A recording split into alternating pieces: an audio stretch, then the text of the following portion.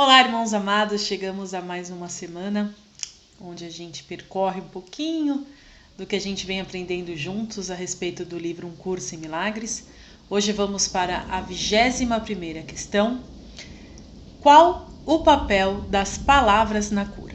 Então, segundo o Manual dos Professores, que também faz parte do livro do SEM, do livro Um Curso em Milagres, qual o papel das palavras na cura? Estritamente, as palavras não têm qualquer papel na cura. O fator motivador é a oração ou pedido. Recebes aquilo que pedes, mas isto refere-se à oração do coração, não às palavras que usa quando oras. Sempre o que a gente está emanando do nosso coração, porque é o que a gente está emanando no nosso coração que é o que nós estamos sentindo, que é o que nós estamos vibrando. Então, se a gente for olhar para a oração de uma forma como coloca a física quântica, como coloca a mecânica quântica, por exemplo, você atrai o que você emana.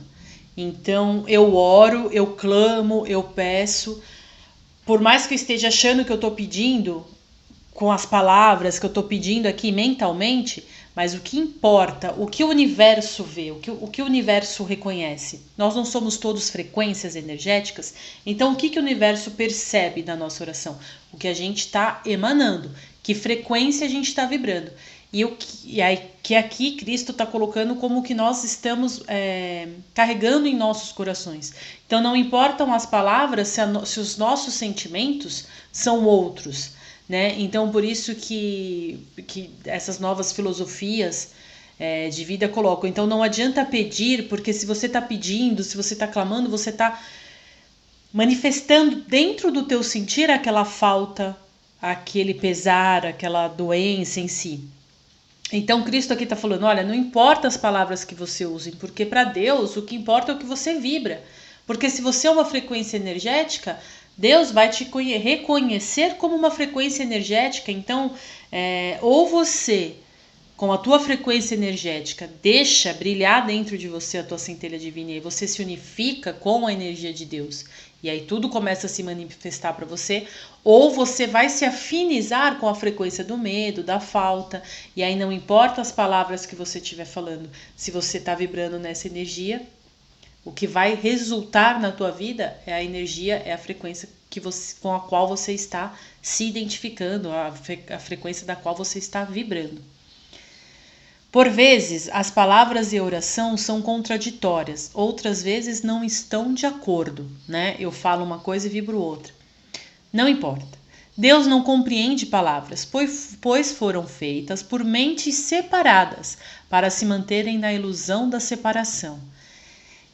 Engraçado que o SEM, vocês podem perceber, ele vem para quebrar muitos dogmas, né? Então aqui ele já dá um recadinho, né, para aquelas pessoas que acham que é só ajoelhar no chão e fazer uma oração. Eu não conheço muito das orações da Igreja Católica, mas sei lá, o Pai Nosso, por exemplo, eu acho lindo, mas aí tem outras também, né, que eu não conheço, mas não adianta, gente, por mais lindas que forem as palavras, não adianta você fazer sem estar vibrando aqui. Palavras podem ser úteis, especialmente para o principiante, no sentido de ajudar na concentração e facilitar a exclusão, ou pelo menos o controle de pensamentos que não são pertinentes, né, o controle mental. Por exemplo, uma oração falada, que eu acho incrível, e vocês sabem disso, que tem o áudio aqui no canal, é a Sutra Sagrada da Seitanoye, que é mecânica quântica pura, eu já falei disso.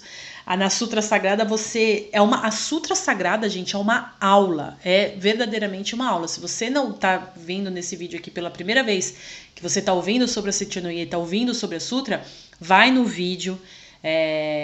Aqui não, né? Aqui em cima que tem eu vou deixar o linkzinho aqui. A gente tem o áudio da Sutra Sagrada, mas óbvio, como eu sempre falo, o ideal é você fazer a tua leitura, você fazer a tua oração diária, através a leitura diária da Sutra Sagrada. Lá são palavras maravilhosas, que você encontra forças incríveis dentro do que a Sutra quer dizer. E quando você faz a oração, que você para ler a Sutra, você entra nessa frequência. né? E aí mas também não adianta você fazer a sutra e fechar a sutra e continuar com os pensamentos negativos e continuar levando a vida mental, principalmente, totalmente contrária do que você lê. Então, assim, não é que a oração do papel não tem... Você fazer um salmo, por exemplo, tem salmos que eu acho lindo, que eu faço de vez em quando salmos também, eu gosto muito de fazer salmo. São palavras lindas, mas quando você faz com a entonação, que você vibra aquilo, aí elas vão te trazer um efeito. Então ele está falando assim, não é que as palavras nenhuma servem, muito pelo contrário, para o principiante, e todos nós, eu coloco aqui todos nós no patamar de principiantes, a gente vai usar de palavras que nos tragam conhecimento, não que nos tragam medo, nem culpa, nem pesarem, isso é importante, mas palavras que nos tragam libertação, né, que nos proporcionam uma expansão de consciência. Aí eu vou vibrar aquelas palavras, eu vou vibrar o que eu estou lendo, eu vou vibrar o que eu estou estudando. Aí sim eu vou estar fazendo uma oração poderosa, porque vai ser o coração com a mente, né? Os dois falando juntos. Não nos esqueçamos, entretanto, de que as palavras não são senão símbolos de símbolos. Estão, assim, duplamente afastadas da realidade. Lembra, tem um capítulo do livro que ele fala sobre os símbolos, né? Então, palavras nada mais são do que símbolos para expressar outros símbolos, né?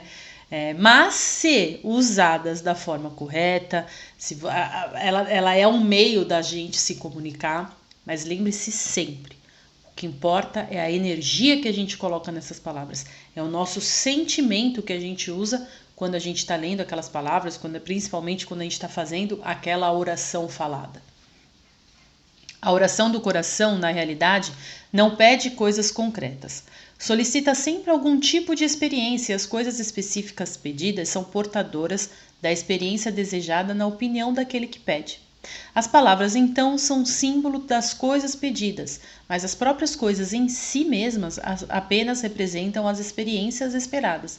É claro, você quer uma prosperidade, você vai pedir por alguma realização material, você vai pedir por um objeto, né? Mas no fundo a conquista daquele objeto, ela não está te trazendo o objeto em si, porque a gente sabe que no objeto em si não tem ponto de felicidade nenhum.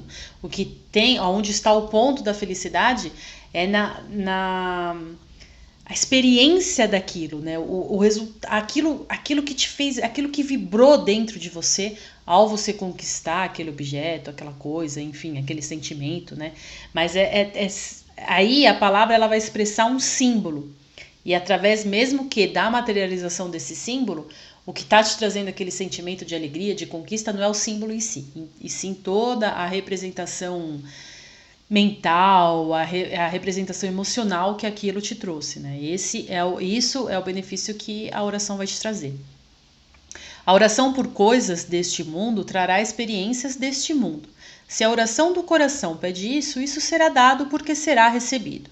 É impossível que a oração do coração permaneça sem resposta na percepção daquele que a pede. Em nenhum momento Cristo, com essa questão, ele te coloca limitações para as nossas orações.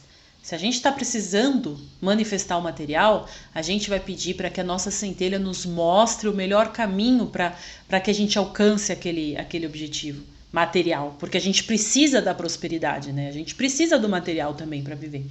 Então, não é que tipo pedir pela coisa material é errado, também não é isso.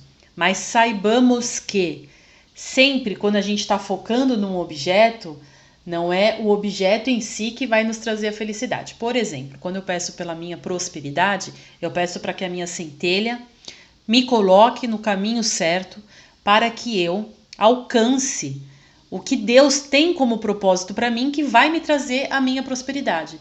Eu cansei, gente, de fazer tela mental para os negócios da empresa, para que a empresa andasse de um jeito, para que eu conseguisse criar aquela empresa e aquela empresa desse certo. Eu cansei de fazer isso. Até que eu percebi que não era esse o meu caminho. Que era dentro do que eu me propus a fazer anos atrás, mas de uma forma diferente. E aí eu soltei aquilo e eu passei a só pedir para quê? Para que Deus me mostrasse, para que a minha centelha me mostrasse qual que era o caminho que me levaria à prosperidade, porque eu tenho certeza que todos nós merecemos a prosperidade, todos nós. A abundância, a riqueza, ela não é um pecado, muito pelo contrário, a gente é filho de Deus, a gente é criado por Deus, então matéria deveria ser a menor das nossas preocupações. Essa falando bem a verdade, é nisso que a gente tem que acreditar, assim. Então, se não tá rolando, tem todo um trabalho interno para acontecer e sempre pedir para que o propósito de Deus seja que ele fez, né, que ele tem para nós, que a gente possa manifestar. A gente vai manifestar, então a gente vai dar lembra do exercício diário que eu já falei para vocês? É você dedicar o teu dia para a tua centelha. Né? Deixa a tua centelha te levar para o caminho certo, que é o caminho que vai te trazer prosperidade, alegria, amor, enfim, tudo que a gente tem, né? Que a gente sabe que nos faz feliz, que nos torna ainda mais feliz.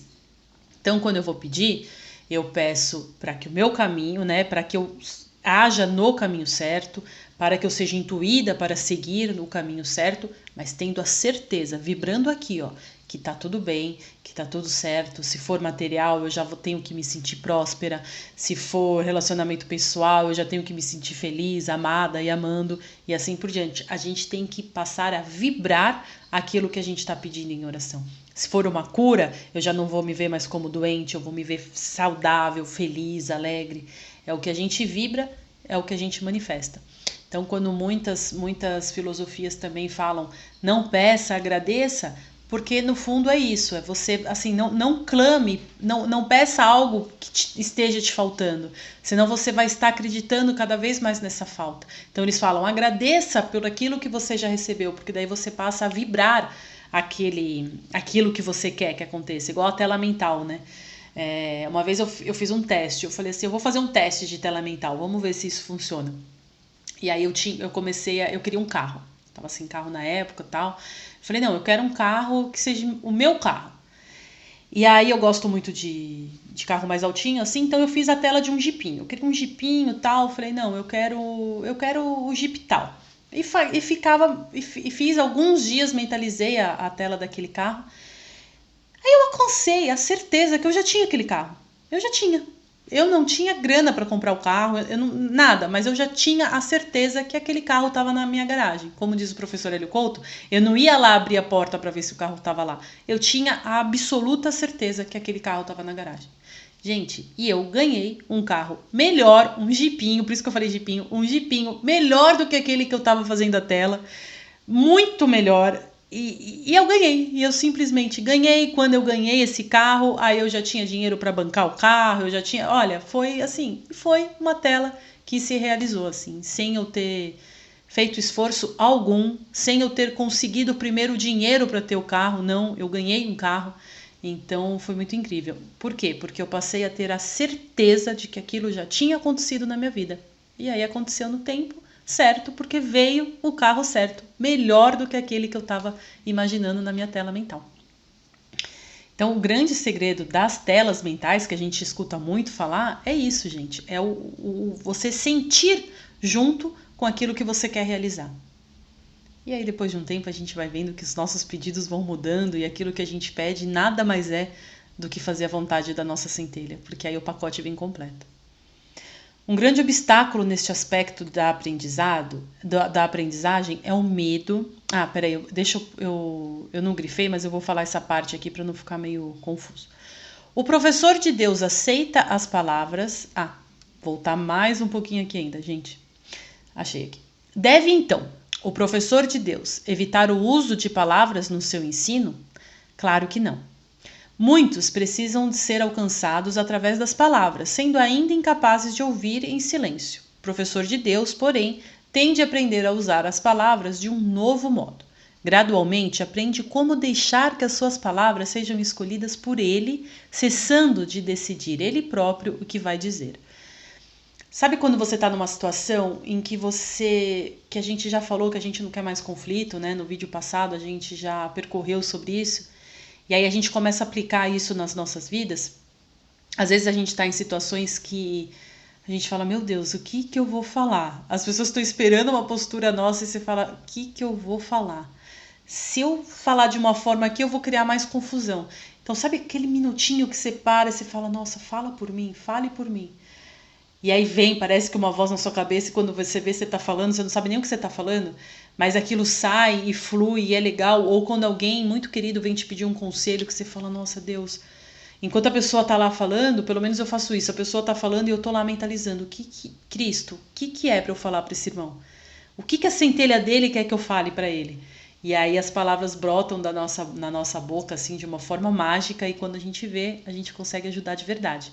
Então é mais ou menos isso que a gente está falando, que Cristo está aqui falando, né? A gente não vai deixar de usar as palavras, mas a gente só vai ser um instrumento para que uma força maior, para que uma consciência maior coloque as palavras literalmente na nossa boca.